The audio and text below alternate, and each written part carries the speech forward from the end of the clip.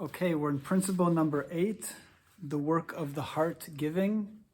We're on number 8. And just came to mind from what we were talking about last time, we mentioned the concept of masach. How in our spiritual work, the extent to which we have a desire to receive that we're working to overcome towards a place of giving, the level of our masach, the level of our spiritual work is determined by how large of a desire to receive that we're working on. So it brings to mind the idea that in this whole method here that we're learning, the idea is not to try to nullify our desire to receive. Right? Nullifying our desire to receive would be in some way kind of like going to sleep. So we learned that our desire to receive plays a very important role. It was the whole vessel that was created inside of us to ultimately come to experience all of the divine goodness that we're here to experience. So our desire to receive, we learn we're not trying to nullify it. We're learning how to transcend it. In fact, as we grow spiritually, our desire to receive is also growing because it's then allowing us to make larger masachim, allowing us to make acts of spiritual work that are on a deeper level, which therefore is allowing for deeper transformation. So we actually learned that as we're growing spiritually, our desire to receive is getting larger and larger because we're learning to be able to make larger and larger masachim. We're learning to more and more be able to transcend our desire to receive.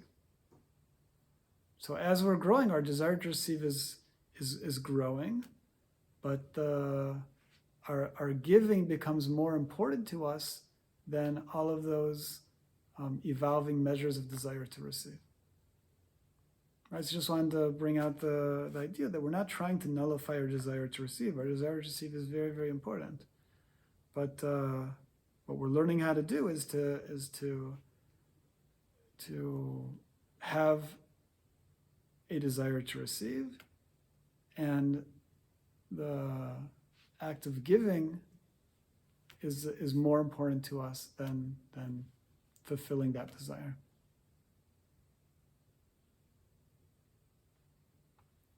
Okay, so we'll go on to number 8. A technique for loving others is to connect to the aspect of God within others. So our work is to reach the place of truly loving others as we love ourselves. So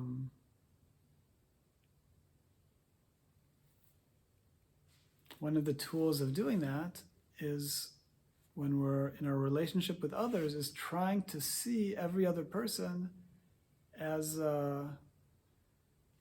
to try to become aware that every other person is actually a divine soul, an aspect of God. To try to see every person, not just the body that's in front of us, but to try to become aware that that everybody's body is only this temporary clothing within this temporary reality of time and space. That every single one of us are divine souls, eternal exalted beings, beyond what we could ever imagine or dream of. So the more that we can try to see the people around us as divine beings, and see all of the faults that we're seeing in other people, realizing that's only outer layers of their divine essence.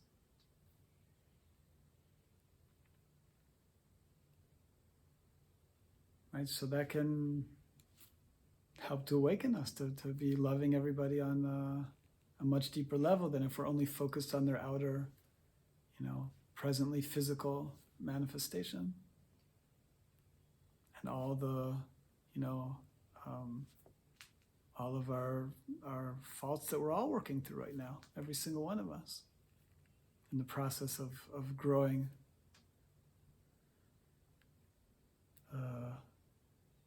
Says it says that love overcomes all faults. So when we do something wrong, so we find a million ways to explain why we did what we did, because we naturally have a love of ourselves. But when somebody else does something wrong, so are we trying to find a million ways to understand why they just did what they did or said what they said? So the more that we're having love for others, then the more we're just focused on the good. Right, so he's saying here that trying to focus on the aspect of God within others is a technique for coming to love others. Which is, may we be blessed to walk around and everybody that we're seeing and experiencing, and including ourselves, to try to realize how exalted that everybody is, that we're all divine souls, aspects of God. Okay, number 9, when we are giving in divine service, no being or situation in the world can cause us to feel limited. Therefore, the mindset of giving is called freedom. If we're really trying in every moment to be in a state of giving, which means in this moment right now, what I want to try to be doing is whatever the divine will is for this very moment. Right? I have what I want in this moment, but if instead of trying to serve my own desire in this moment, I'm trying in this very moment to be in service to the divine will. So no matter what situation I'm in, any single moment, I can always try to be being in divine service that moment. So if I'm trying to be in divine service that moment, that's the spot. So we have the ability to do that every single moment, to try to be in divine service in that moment. So as long as I'm trying to be in divine service in that moment, the only thing that's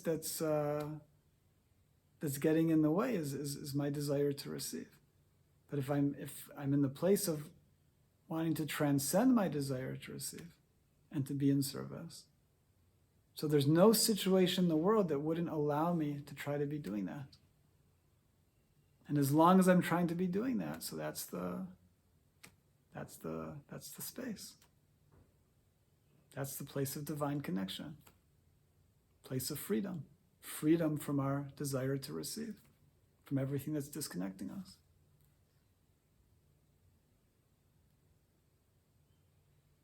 See, Rabbi Shimon Bar Yochai, who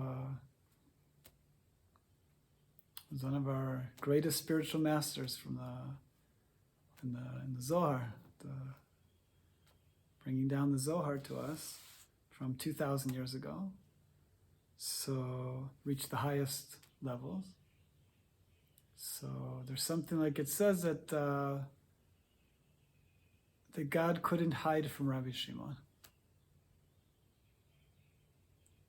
So because Rabbi Shimon had reached the level of, no matter what level of hiddenness, right, of the goodness he was experiencing, the hiddenness of God that he was experiencing at any moment, he already knew that was just an opportunity to be in the place of divine service. So the hiddenness became the revealment. There was no more hiddenness for Rabbi Shimon, because every hiddenness was a place of being able to give, a place of being able to believe, a place of being able to be of service. No longer was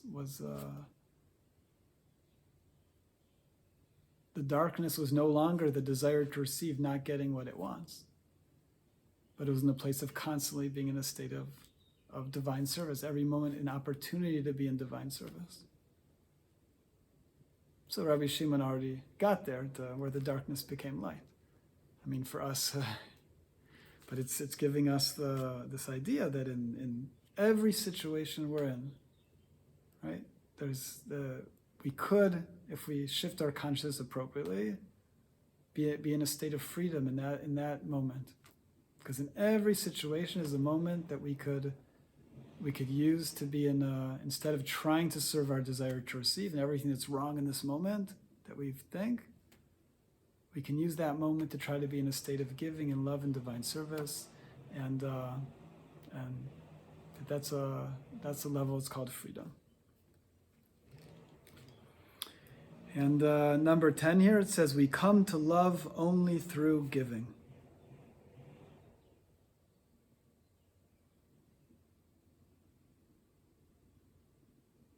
Right? We could think it's the other way around, that when we love somebody, so then we give to them.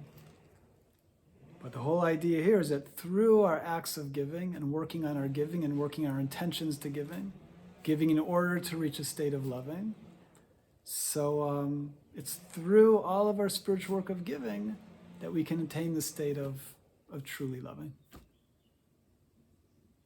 Okay, so we'll end here for now, and next time, God willing, begin on the work of the mind, Amunah.